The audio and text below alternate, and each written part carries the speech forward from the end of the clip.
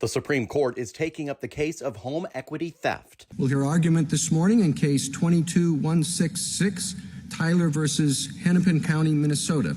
Before we get into what home equity theft is all about, let's define home equity. Mackinac Center senior attorney Derk Wilcox explains. Well, home equity, of course, is the value you have in your home over and above what you still owe the bank if you had a loan on it. If you paid off the loan, then the total value of the home is yours.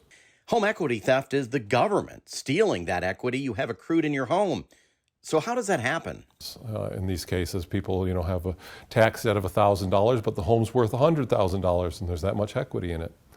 And what we're seeing happen here and in other states is that the local governments were keeping the equity in the home. So they're making a huge profit off of selling people's homes after tax foreclosure. The Michigan Supreme Court has already ruled on the issue of home equity theft. In July of 2020, the Michigan Supreme Court ruled in the case of Yuri Raffaelli that counties may not steal the equity that people stored away in their homes. In 2019, the Mackinac Center took up the case of Erica Perez, who lost her home after unknowingly underpaying her taxes by $144. Oakland County sold the home and cashed in with more than $100,000 in equity.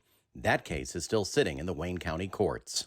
When this first came to our attention, Mackinac Center has been pursuing this type of thing for quite a while, but when it first came to our attention, we're really shocked that it was even going on, because you think, well, if they making that much money off the tax foreclosure sale, they're going to give it back to the former property owner, but no, they keep it. The Supreme Court is expected to announce their ruling on home equity theft at some point this summer. At oral arguments, the justices seem to all be opposed to the process, but we have to wait to see how they will come down on the question. And the amicus briefs were from both sides of the political aisle, and everyone was opposed to this practice. It's just not fair, especially to the less sophisticated homeowners who don't understand the foreclosure process and didn't know what was going on, or just didn't have the means to really challenge what was going on. So all across the political spectrum, they're against it. And that came out in the oral arguments at least. You never know from oral arguments how the Supreme Court's going to rule, but pretty much all the justices were outraged at this practice.